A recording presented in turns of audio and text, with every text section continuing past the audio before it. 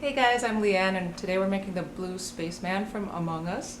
I already made a red one, ran into a bunch of snags, so hopefully this one's going to go a lot smoother. So first you're going to need like a 75 by 48 inch giant piece of foam, a 1/4 inch thick. You're going to include the head and torso in this piece. And then you're going to need another piece, maybe 24 by 60 is another size that this foam comes in. And that's going to be for the leg pieces. And then you're going to need like a 24 by 60 piece of 1/2 inch thick foam. And you're going to need this for some reinforcing we're going to do inside the torso and also the backpack. You might need additional foam for hats and weapons. So if you already have a lot of scraps laying around, they're going to come in handy. So I used Veltex for this. It was really expensive, $30 a yard from this foam store I got it from. And I got it because it's thick. It looks like it's not going to wrinkle much. It's going to hold its shape well. And it looks like you could clean it easily with like a lint brush. It's not going to pill up. I've never seen this fabric anywhere else. So they definitely don't sell it at Joann's that I know of. Felt looks like it's also a good choice. It's also really cheap. I do know it gets snagged. It pills up if it gets touched too much. And another detail about felt is that it does get wrinkly. It's a little hard to get wrinkles out. I made a little window for your hand to go through, so it's the right size for your hand plus this fake gun or knife. First you should make sure all the sides are even because it's not always cut perfectly, so a big L-shaped ruler is helpful for this.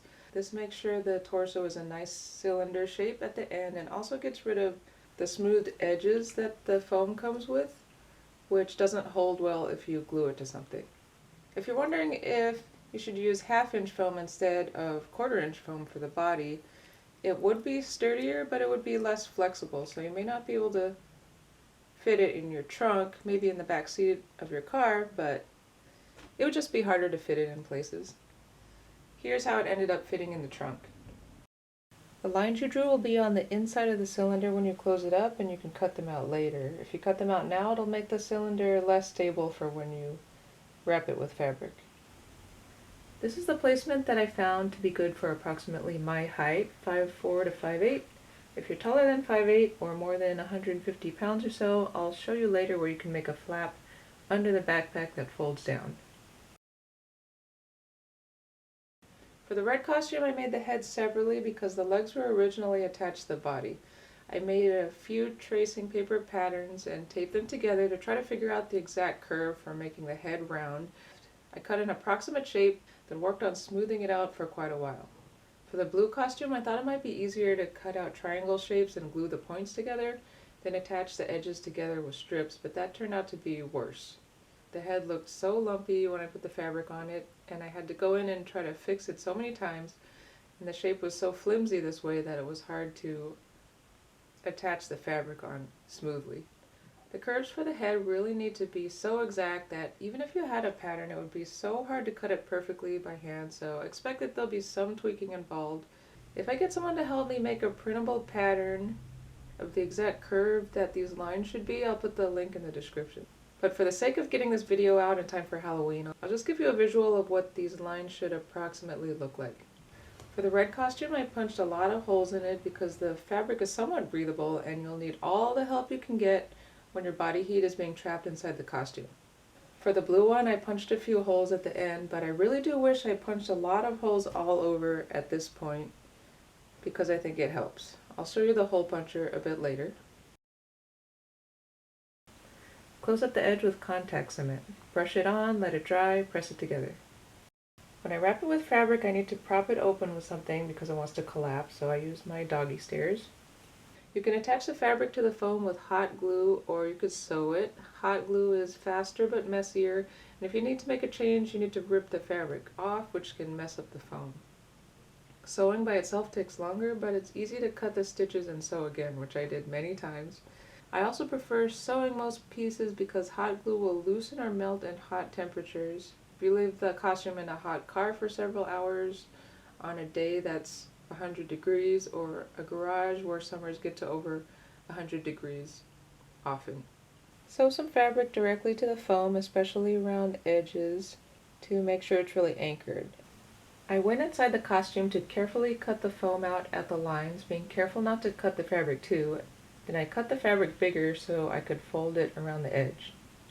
You could also cut the fabric the same size and just glue it down. For the pocket flap, I left most of it for later to prevent it from getting bent too much in the meantime. This is where I should have cut 8 slits into the fabric before attaching it to the foam. I definitely did it a harder way. Either way, the fabric, since it's on top of the foam, is going to end up a little bigger than the foam, so don't cut it exactly the same as the foam. Leave a little more space everywhere. I would just cut vertical slits into it and then overlap them like this, and then glue and sew them down and cut off the excess. Stuffing the inside with pillows or something may help if the foam keeps caving in while you're trying to do this. I reinforced the inside of the torso with a ring around the bottom and 4 vertical strips close to the front and back openings. I also put reinforcement strips across the top of the front and back windows. So for this window or screen that you look out of, I used PETG 0.02 thick, clear. Ended up being about 21 by 13 inches. So this is a little hard to find. I ordered 2 pieces on eBay, or you could use another option which may end up being thinner. You definitely want something that's bendable. See what you can find. Here I am drawing out the shape on the paper cover that will peel off. You can just cut it with scissors. And then you're going to need some window tint. So for this I went to Home Depot. There were 3 different kinds, I believe. Frosted, mirrored, and dark. So in the actual game he looks like he has a mirrored or silver looking visor, window, whatever you want to call it. But if you want to be making a lot of videos with this, if you have like a mirrored window, it's going to reflect everything. So I went with the dark tint. And then you just follow the instructions on the box and it's pretty straightforward. Spray with the liquid that comes with it, stick it on, smooth it out. When you place the window, you can secure it with strips of the thicker foam and of course contact cement. So for the straps, I found this leather belt thing with snaps at a thrift store, and that works because you can adjust it, but you could do it all with fabric, straps, and Velcro. This is the diagram. You put your head through this part. This will all be Velcro, and you can adjust it for height. And then the ends of these straps you can glue to the reinforcement ring at the bottom of the torso.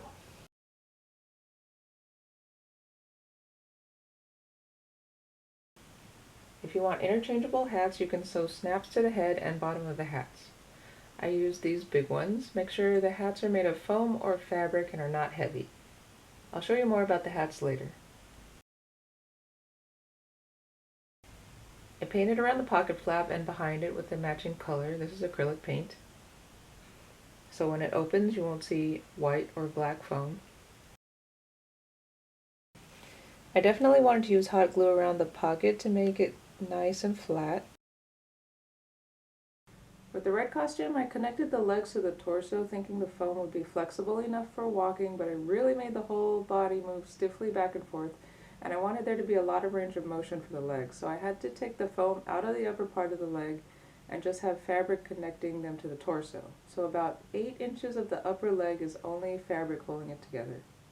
Leave the legs a little long, and you could always cut the extra part off.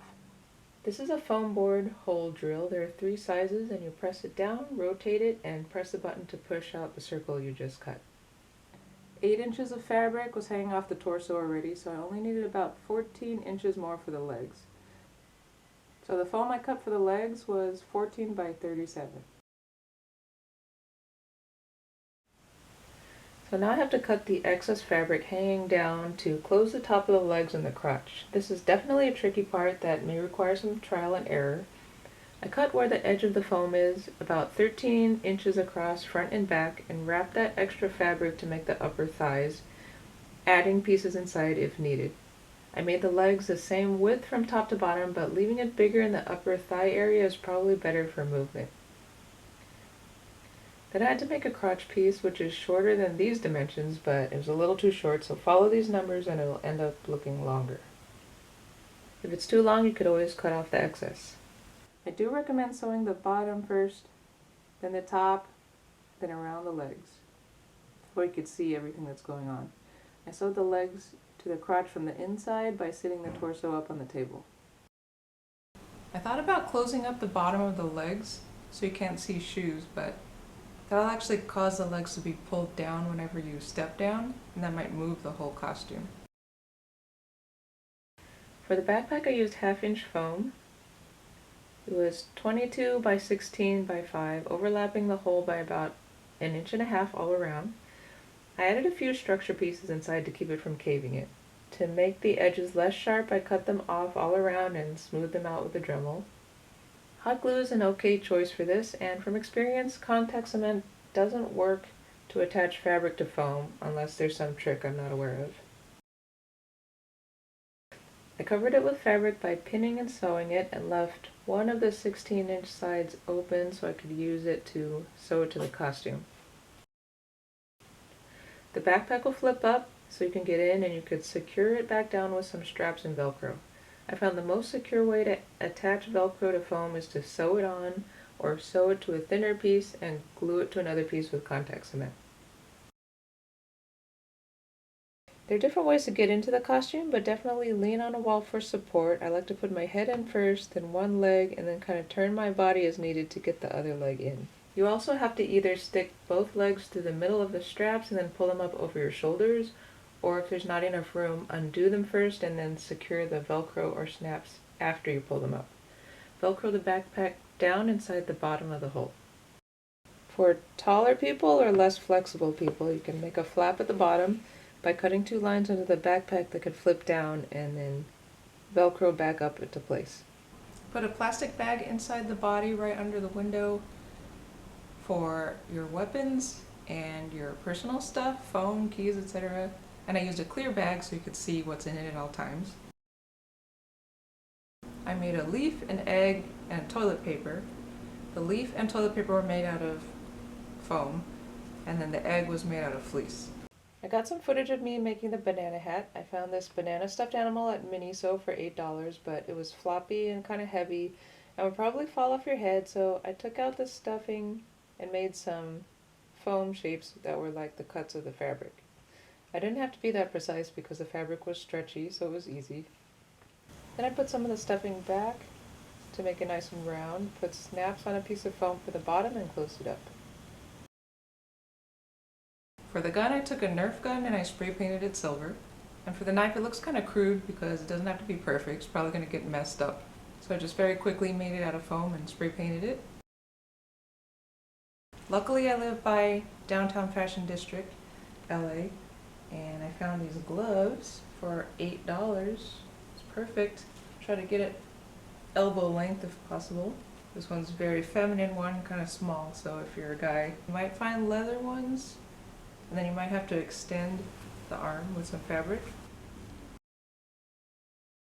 The best way to store the costume to avoid wrinkling is to hang it from the ceiling. Hopefully you'll have room in the house or garage to do this, if you want to keep the costume long term, of course. I cut a hole in the top and used a wire wreath frame from Joann's to support the head. I pull the strap through and hang it up. Okay, that's it. Thanks so much for watching. Good luck. I would allow a week to get this done if you're experienced with foam and fabric. If not, it could take longer. It's going to take some trial and error, so allow some time and don't get discouraged and don't give up.